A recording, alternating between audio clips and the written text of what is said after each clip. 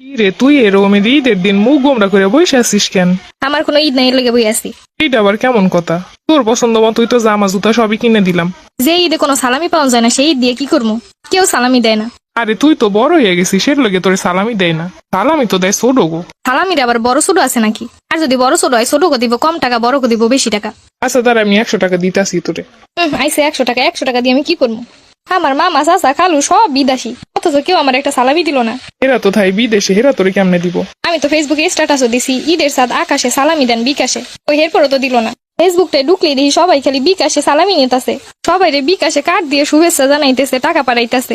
আমার কি একটু মন চায় না আমার কেউ এরকম সালামি পেটাক? আমারও তো একটা বিকাশ অ্যাকাউন্ট আছে, এটা কি সবাই ভুলে গেছে? লাগবো না এমন ঈদ। তো সুতরাং জামা কাপড় পরে সাজুগুজু করে এখন বয়ে থাকবে নাকি সালামির লেগে? এখন সবাইরে ফোন দিয়ে গো আমার সালামি পেটাইতে, এরপর আমি বিকাশে স্ক্রিনশট দিয়ে সবাইরে দেখামু। এটা কোনো কথা? মানুষের কাছে নাকি সালামি চাইয়ে নাই? দিন বড় হইতেছো না কাদা হইতেছো? যেখানে সালামি দিয়ে সম্মান জানাইতে পারে না সেইখানে আমি আর কি সম্মান জানাবো? আমার একটাই কথা, আমার যদি সালামি দেয় সবাই তারপরেই আমি ঈদ করবো, এর আগে ঈদ করবো না।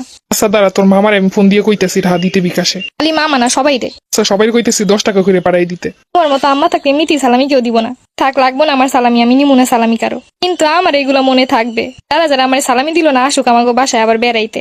তখন যদি আমারে এইটা কর সেইটা কর, আমি কিছু করতাম না। তোর লইগে তো আমার কাম আটকাই থাকবো। দেখ ঈদ আর ভালো লাগে না, এর থেকে এমনি সময় ভালো ছিল। ঈদে কোথাও ঘুরতে যাওয়া যাইবো না, কিছু করন যাইবো না। যা এলাকায় কতগুলা বাড়ি ঘুরে। ঈদের দিন কি এলাকায় ঘুরে নাকি? ঈদের দিন তো দূরে কোথাও যায় ঘুরতে।